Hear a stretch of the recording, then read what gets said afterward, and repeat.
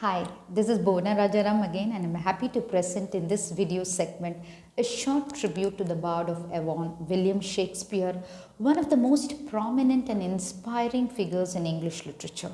Very recently we celebrated his birthday on 23rd April, which naturally happens to be the English language day, right? So this video shares three very select and specific phrases from his plays. The first one being, he hath eaten me out of house and home.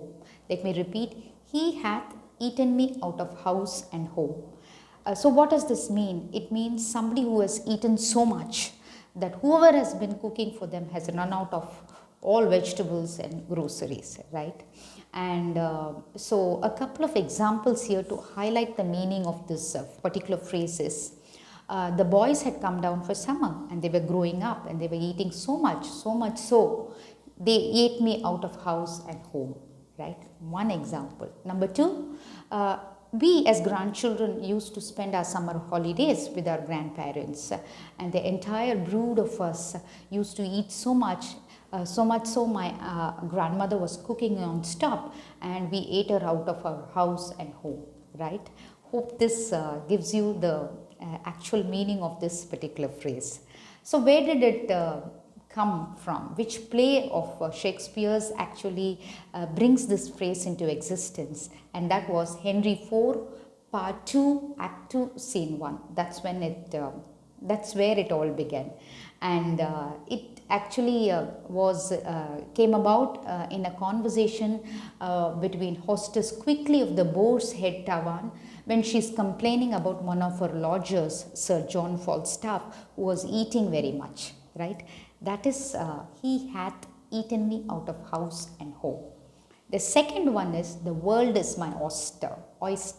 The world is my oyster. One of my favorite phrases, I would say, because it has a very, very positive connotation. Supposing somebody has all the right ingredients to make a successful life, and there is a very vibrant future lying ahead of them. That's when this phrase is used.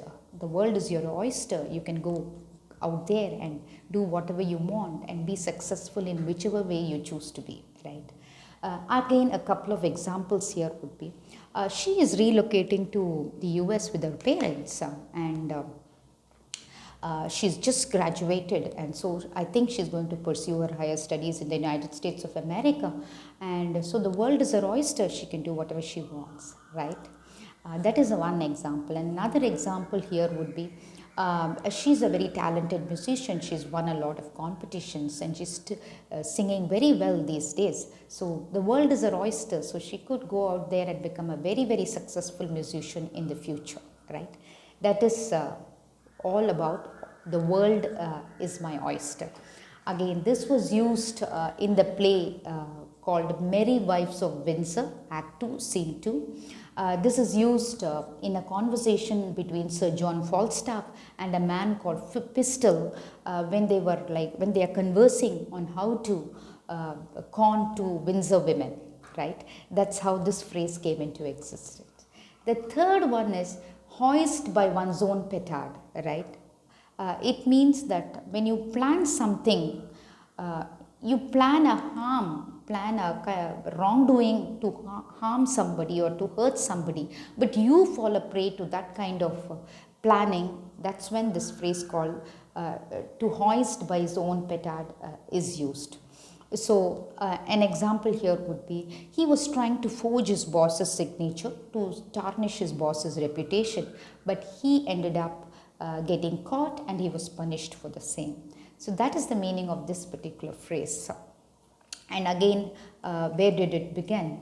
It was used by Shakespeare in Hamlet, Act 3, Scene 4, when Hamlet is speaking to his mother Gertrude, and where he is referring to his schoolmates who think they have caused harm to Hamlet, right? That is how this phrase came into existence. I hope you enjoyed this short tribute to the great bard. Hope to see you also. Thank you. Bye-bye.